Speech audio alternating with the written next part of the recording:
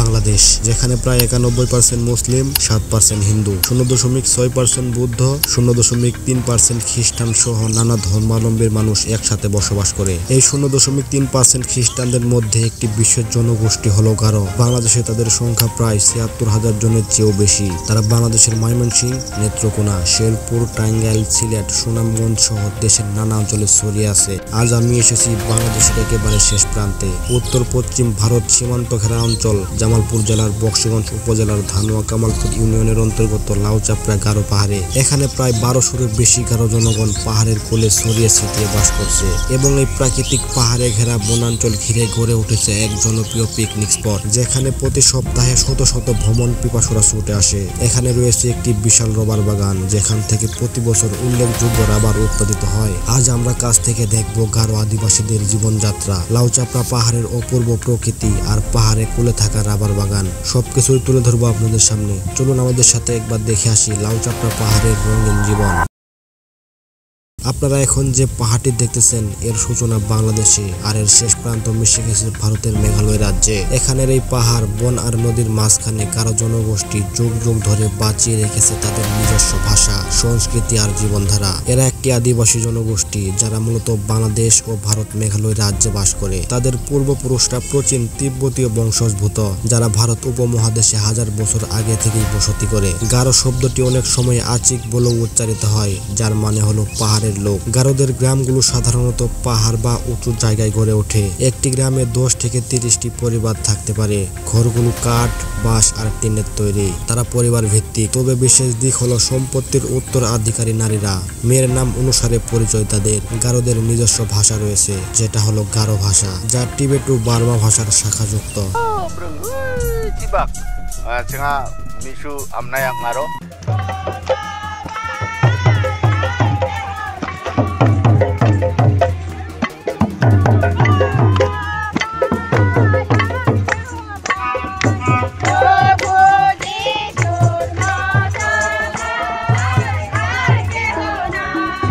তবে অনেক গারোই বাংলা এবং ইংরেজিতে দক্ষ।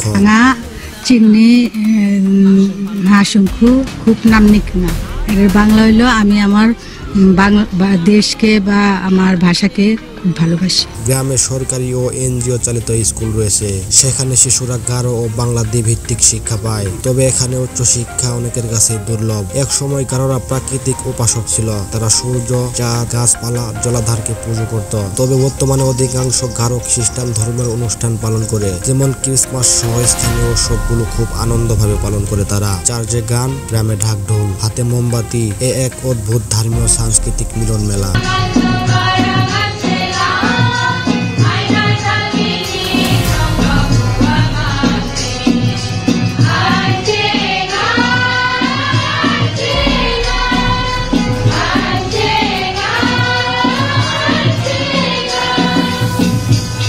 Andal mit mit walu cake geta na thengjo ayau na menan sengjo nang kho salam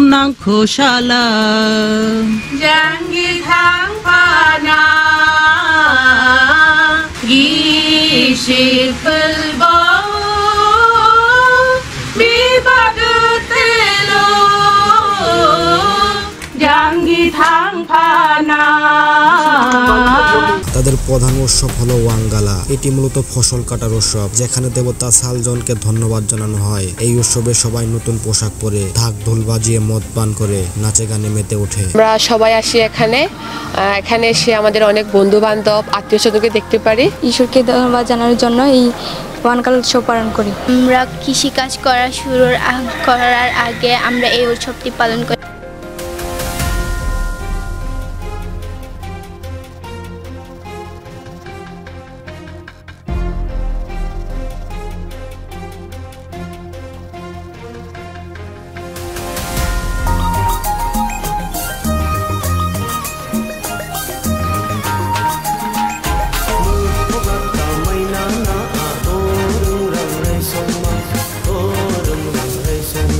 গারোদের প্রথাগত পেশা হলো জুম চাষ। পাহাড়ি এলাকা কেটে চাষ করা হয় ধান, মরিচ, হলুদ, আদা ও কলা। এছাড়া অনেকেই বর্তমানে মৌ চাষ, হাঁস মুরগি পালন করে এবং বনজ সম্পদ সংগ্রহ করে জীবিকা নির্বাহ করে। তবে জলবায়ু পরিবর্তন ও বন নিধনের কারণে এই পেশা হুমকির মুখে। গারো সমাজের নারীরা সম্মানিত, সম্পত্তির উত্তরাধিকারী, সিদ্ধান্ত গ্রহণ, এমনকি ধর্মীয় নেতৃত্বেও নারীদের ভূমিকা চোখে পড়ে। তবে বর্তমানে আধুনিক সমাজে এইটার পরিবর্তন এসেছে। এখন অনেক পুরুষও ভূমিকা নিচ্ছে পরিবারের সিদ্ধান্তে। এখানে অনেক গারোদের জমি দখল হয়ে গেছে, এখনো অনেক গারো ভূমির কাগজই পাননি। পরিবেশ ধ্বংস, বন নিধন, খনিজ প্রকল্প আর জলবায়ুর পরিবর্তন গারোদের জীবন হুমকির মুখে ফেলেছে। তরুণ প্রজন্ম বাংলা ভাষায় বেশি কথা বলায় গারো ভাষা হারিয়ে যাওয়ার সম্ভাবনাও রয়েছে এখানে। ভাষায় এটা কোনো চর্চা হয় না এবং আমাদের স্কুলে এই বইটাও নাই।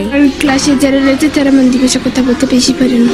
আমাদের যদি মান্দি ভাষার একটা বই থাকতো তাহলে আমরা এই ভাষায় কথা বলতে পারতাম। আমাদের যদি নির্দিষ্ট একটা লিখিত বই থাকতো বা বর্ণমালা থাকতো তাহলে কিন্তু আমরা আমাদের নিজস্ব ভাষায় কথা বলতে পারি।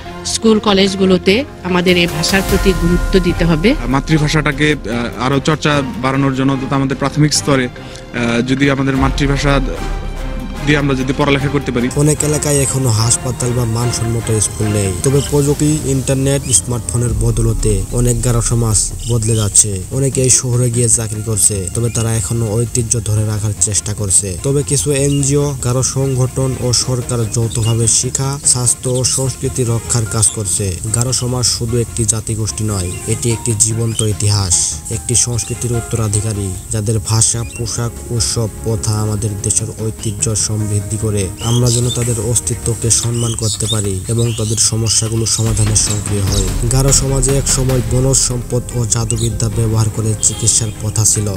এটা আজও অনেক বয়স্ক গারোরা করে। তারা কচু পাতা, তুলসী পাতা, বাঁশের ছাল, লেবুর পাতা ব্যবহার করে অনেক সময় মাথার ব্যথা, পেটের ব্যথা বা সাপের ব্যথা কামড়ানোর ওষুধ তৈরি করত।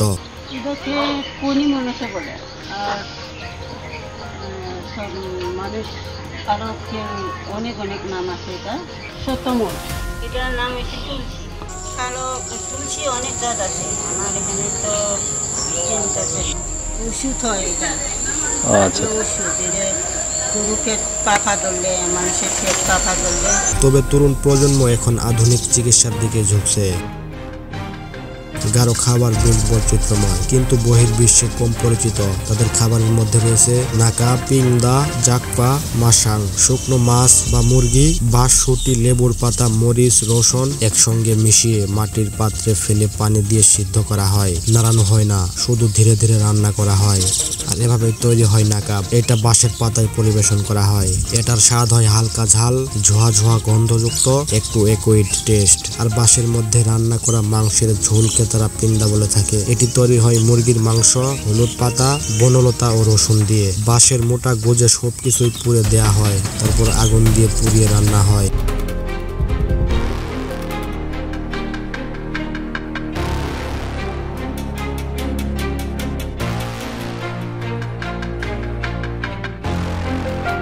কাঁঠালের বিচি দিয়ে রান্না করা হয় জাক্কা। আর মাছ ও ধানের পাতার ঝোলকে তারা মাসাঙ্গা নামে চিনে। গারোদের রান্নায় তেল ও মশলা কম থাকে, যেটা অনেকটাই হেলদি ডায়েট বলা যায়।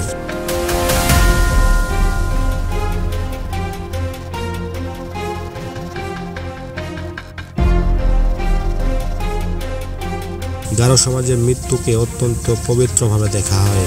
এক সময় তারা গাঙ্গাল নামক প্রথা মেনে মৃতদেহকে পোড়াতো, তবে এখন খ্রিস্টান ধর্মমতে দাফন করে। তাদের বিশ্বাস মৃত্যুর পর আত্মা পাহাড়ে ফিরে আসে এবং পূর্বপুরুষের সঙ্গে মিলিত হয়। অনেক সময় কবরের পাশে মৃত ব্যক্তির ব্যবহৃত জিনিস রাখা হয়, যাতে আত্মা তা ব্যবহার করতে পারে। গারো সমাজ শুধুমাত্র একটি সংস্কৃতি নয়, এটি একটি জীবন্ত সংগ্রাম, টিকে থাকার এক নীরব লড়াই, যেখানে নারীর সম্মান, প্রকৃতির বন্ধন, ঐতিহ্যবাহী জীবনধারা এবং আধুনিক চ্যালেঞ্জ একসাথে পথে ঘাটে। গারোরা আমাদের শেখায় শিখর না হারিয়ে আধুনিকতার সঙ্গে মহাস্থাপন কিভাবে সম্ভব।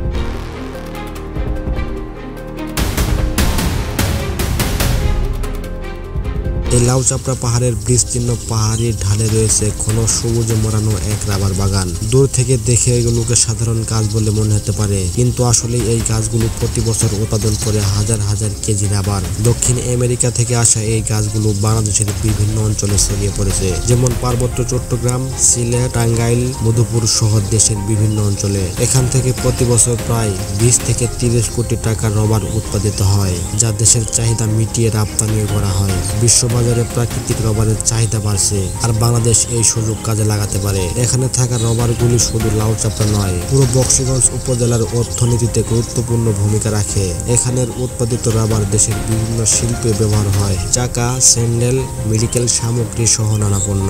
সবচেয়ে মজার ব্যাপার হলো, যারা আগে শুধু পাহাড়েই কাটাতেন জীবন, এখন তারা এই রাবার বাগানকে ঘিরে পেয়েছে নতুন পেশা, নতুন আশ্রয়।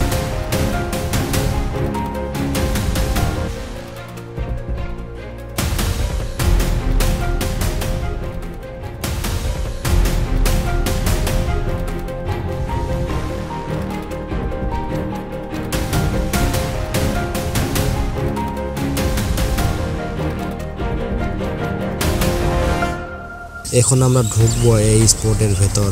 এখানে ঢুকতে হলে অবশ্যই আপনাকে টিকিট নিতে হবে, আর এখানের একটি টিকিটের দাম 20 টাকা। এখানে ঢুকতেই আপনারা দেখতে পারবেন পরিবার নিয়ে সময় কাটানোর জন্য বেশ উপযুক্ত একটি জায়গা। স্পটের ভেতর ঢুকলে চোখে পড়বে শিশুদের জন্য বানানো ছোট্ট একটি খেলার মাঠ। এখানে রয়েছে দোলনা, স্লাইড আর দড়ির দোলনা সহ নানা খেলনার আয়োজন। শিশুদের খুশির চিৎকার আর হাসির শব্দে জায়গাটা যেন প্রাণবন্ত হয়ে ওঠে। এখানে প্রতি বছর 2 ঈদে দেশের বিভিন্ন জায়গা থেকে হাজার হাজার মানুষ চলে আসে। একটু যেতেই দেখবেন ছোট ছোট খেলনার দোকান, যেখানে রঙিন পুতুল, বাঁশি, প্লাস্টিকের গাড়ি, বেলুন, ঘড়ি আর কত কি। এই দোকানগুলো মূলত আশেপাশের গ্রামের মানুষেরা চালায়, যারা নিজেদের ছোট ব্যবসার মাধ্যমে ভ্রমণকারীদের মুখে হাসি ফোটায়। এখানে যদি আপনি হাঁটতে হাঁটতে ক্লান্ত হয়ে যান, তাহলে চিন্তার কিছু নেই।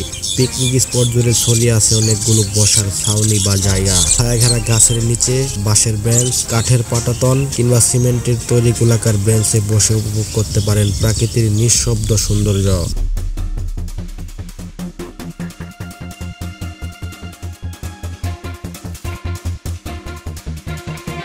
বন্ধুদের সঙ্গে আড্ডা, পরিবার নিয়ে খাবার ভাগাভাগি কিংবা একা বসে পাহাড়ের দিকে চেয়ে থাকার মতো শান্তির মুহূর্ত এই বসার স্থানগুলো আপনাকে সেটাই উপহার দেয়। এখানে আপনারা কিছু খাবারের দোকান দেখতে পারবেন। কিছুটা উপরে উঠলেই দেখতে পারবেন 5 তলা বিশিষ্ট একটি ওয়াচ টাওয়ার।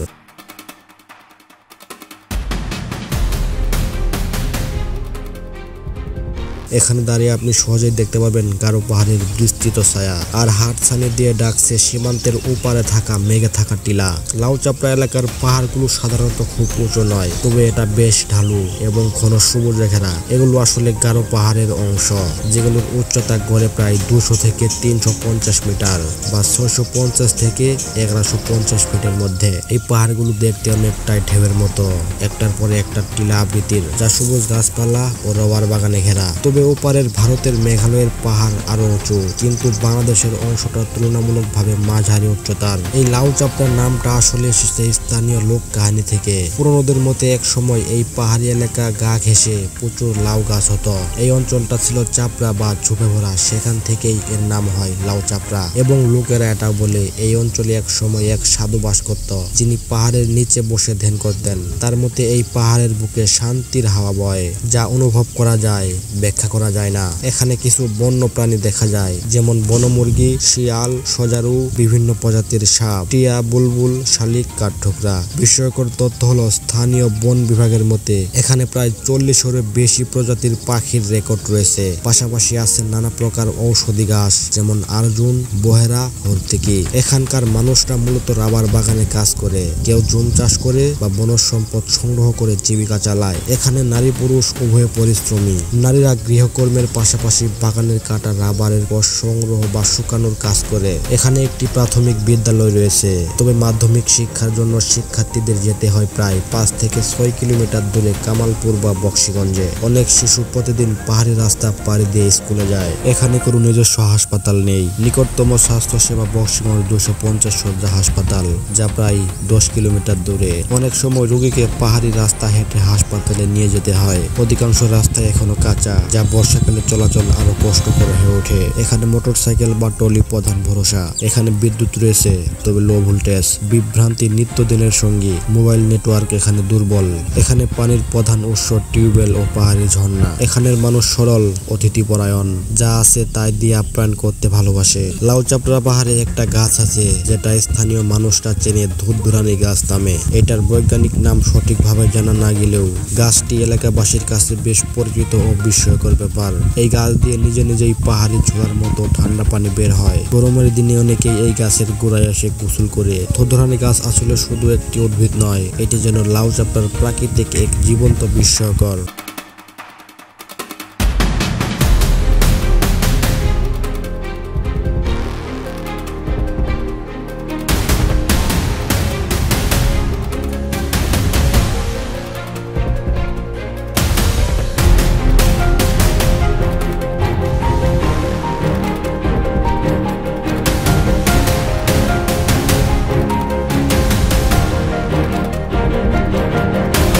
লাউচাপড়া এখন বক্সিগঞ্জ পর্যটনের অর্থনীতিতে গুরুত্বপূর্ণ ভূমিকা রাখছে।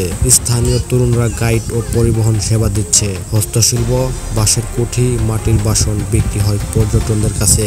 স্থানীয় কৃষকরা ফল ও সবজি বিক্রি করে থাকেন। লাউচাপড়া পিকনিক স্পট এটা কেবল একটা জায়গা নয়, এটা বাংলাদেশের গ্রামীণ প্রকৃতির শক্তি, সৌন্দর্য আর সম্ভাবনার এক নিদর্শন। এই জায়গা যেখানে প্রযুক্তির কোলাহল থেমে যায়, প্রকৃতির নীরবতা কথা বলে। আমি নাজমুল, এই ছিল লাউচাপড়ার প্রকৃতির কোলে লুকানো এক রত্ন। এই ভিডিওটি যদি আপনার কাছে 1% ভালো লেগে থাকে তাহলে আমাদের পাশে থাকুন, লাইক, কমেন্ট, সাবস্ক্রাইব করে। শেষ কথা মনে রাখুন, আপনার ভ্রমণ হোক তথ্য সমৃদ্ধি, সচেতন আর প্রেরণাদায়ক।